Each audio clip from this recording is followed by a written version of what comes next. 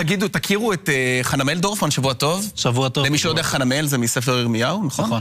יפה. אתה הולך להיות, איך נגיד את זה? אחד האנשים החזקים ביותר במערכת אכיפת החוק? ראש המטה של איתמר בן גביר. מי שמכיר את איתמר בן גביר יודע שהוא ישן 2 בלילה, אני עוד צריך לקבל החלטה אם מתאים לי הקרבה הזאת, אבל... אני מעריך שאתה תסכים. זאת אפשרות. אז הפסקה קצרה, ואז נלמד להכיר אותך. מיד חוזרים, ממש דקה אחת.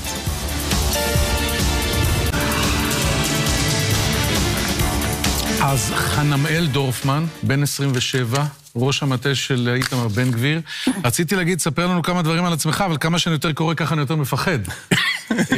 חבר טוב של אמירם בן אוליאל שהורשע ברצח משפחת דוואב, שהיה נגדך צו הרחקה מינהלי, אני כבר לא יודע מאיפה. תרגיע אותנו קצת. אני יהודי רגיל. מי שצוטט שהבעיה בשואה... לא, והחתן של בנצי גופשטיין. החתן של בנצי גופשטיין. כן. אני חושב שמוסד צווי הרחקה מינהליים צריך להיעלם מהעולם.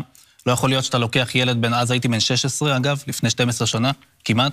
אתה לוקח ילד בן 16 ועוקר אותו ממוסד הלימודים שלו בלי ראיות, בלי משפט, בלי הוכחות. אני חושב שזה... אתה עושה את זה כל הזמן ילדים פלסטינים.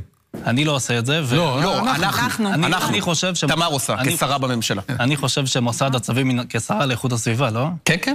יש אחריות מיניסטריאלית. זה איכות הסביבה להרחיק פלסטינים. אני חושב שהמוסד הזה צריך להיעלם. לכולם. לכולם. אוקיי, עכשיו אני רוצה לשאול אותך. תראה, מדברים הרבה על בן גביר, אבל אתה זה שכתבת את ההסכם הקואליציוני, ופורסם השבוע בשני מקומות, שבסיטואציה הזאת אתה, בן 27, צועק על בנימין נתניהו, אתה צועק עליו, הוא צועק עליך. איך זה קרה? תראה, אני מציע לא ליפול לספינים שנולדו לצורכי המשא ומתן. אני מאוד מעריך את נתניהו, מכבד אותו, ועדיין צריך לזכור כשאני יושב בחדר, יש לי לקוחות, עוצמה יהודית ואיתמר בן גביר. אז צעקת עליו. הרמת עליו את הכל. אני אומר עוד פעם, אתה יודע, אגב, פורסם, מה שיפה בסיפור הזה, שנתנו את הסיפור לכמה מקומות, אבל לכל אחד מכרו משהו אחר. אחד אמר שצעקתי ככה. אז ספר לנו את האמת. אחד אמר שצעקתי ככה. שזה אתה פה, להסדיר, לעשות סדר בסיפור. כל אחד אמר שצעקתי משהו אחר. אולי אתם תעזרו לי, אני אגיד לך מה אני שמעתי. גאוני חנמאל, שנתת לכל אחד קטע מהסיפור. לא, אני אגיד לך מה אני שמעתי. תעזרו לי שאני יודע למי להאמין. שאתה אמרת לנתניהו, אפרופו הוויכוח על תיק הפריפריה, מתי אתה פעם האחרונה היית בדרום תל אביב בפריפריה? האומנם? אני מציע עוד פעם לא להתייחס לספינים שנולדו לצורכי המשא ומתן. לא היה? יש בליכוד כאלה שמתדרכים נגדי, זה מחמיא לי מאוד. כנראה לא רוצים אותי בחדר, וזה אומר שאני עושה את העבודה שלי כמו שצריך. אתה הולך לתת הוראות למפקד מג"ב איו"ש? אני לא נותן שום הוראות, אבל אלה לא, בשמו של השר כמובן, סליחה. אלה שטוענים להעביר את מג"ב איו"ש למשטרה, שזה אסון, כנראה חושבים שהמשטרה היא אסון. אנחנו לא חושבים ככה. כי צה"ל מפקד על מה שקורה באיו"ש, ואז אתה כאילו מפצל את רחת הפיקוד. אגב, בן עמית, זה חידוש גדול. כי תמיד ראש המטה היה קצין משטרה. כן. והוא קישר בין השר לבין המשטרה.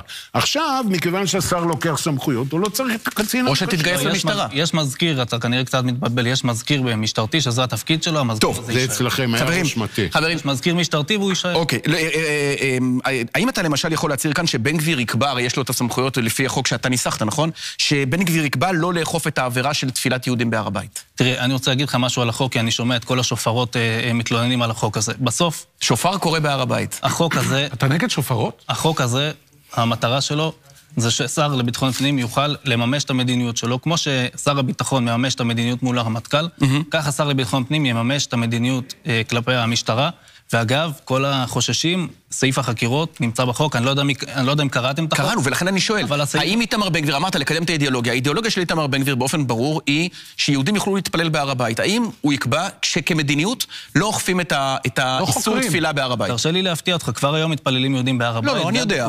גם בתקופת בנט, גם בתקופת... עם סידורים, אתה יודע מה? עם סידורים.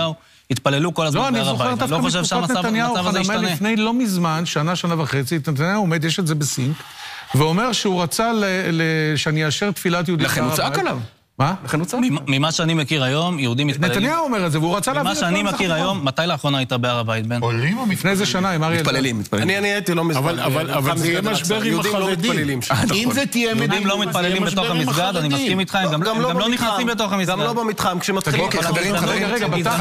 הגזענות שיש בהר הבית, בן, הגזענות שיש בהר הבית צריכה להשתנות, לא יכול להיות. ולכן אני שואל בפעם השלישית, שיהודי יעלה להר הבית, ולא יתנו לו לשתות מים מהברזייה כיהודי.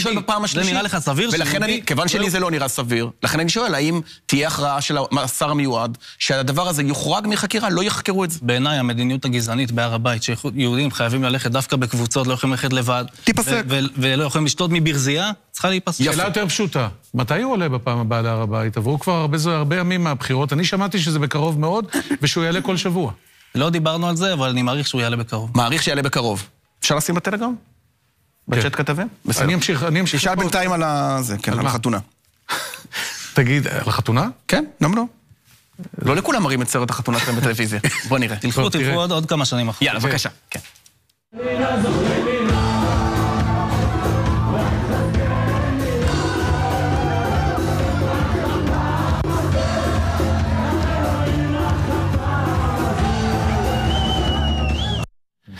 מה הסיפור של הסכינים? תראה, קודם כל זה הריקוד שהיה נפוץ אז בקרב נוער הגבעות, היום לא הייתי רוקד אותו, אבל אתם שוב הולכים... מישהו פה, אבל אף אחד פה לא התחתן עם סכין לדעתי, אתם שוב הולכים 10 שנים אחורה, זה בסדר. אבל אתה יכול להסביר לו מה... ככל שאתם הולכים יותר רחוק, אני יותר רגוע. מה רחוק? חתונת... שמע, אני בן 27, מתי התחתן? אני כבר חודשים, עוד לא הראה לי מה חתונות שלי. לפני 10 שנים. לפני 10 שנים? אולי זה בכלל מהברית עם הסכין. לא.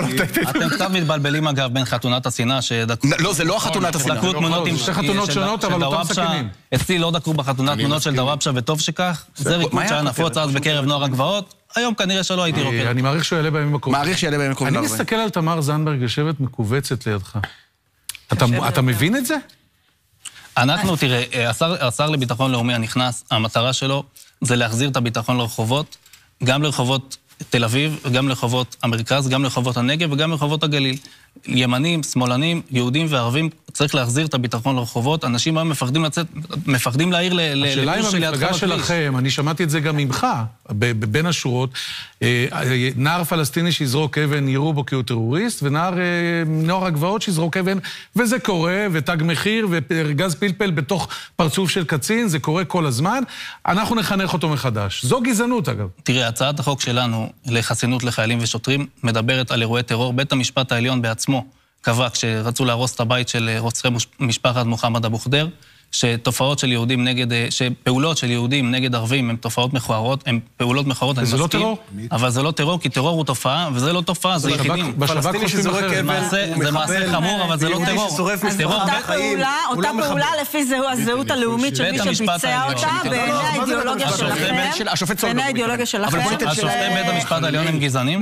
מה לגבי הציטוט שהבעיה עם השואה זה שהיינו בצד המפסיד? שופטי בית המשפט העליון הם גזענים? את זה לא שופטי בית המשפט העליון. אני שאלתי שאלה, תעני לי, הם גזענים? הם קבעו שזה לא תופעות של יהודים. שמע, אני הייתי הרבה בכיסא שלך ובאתי לענות על שאלות. עכשיו השאלה היא כזאת, האם הציטוט שהבעיה עם השואה זה שאתה היית בצד המפסיד, אתה עומד מאחוריו היום, ומה היה מקורו? ביקשו שאני אענה לרון. אתה היית זה אתה לא יכול לענות. אגב, לא אמרתי את זה, זו שאלה חשובה מאוד. לא אמרתי את זה. משפט לא מוצלח. לא אמרתי את זה. דברים על נפתלין וזה, ולהגיד, אז אמרת לפני 10 שנים. זה לפני 10, זה לפני שבוע, והכל כבר היה. אנחנו חייבים לסיים.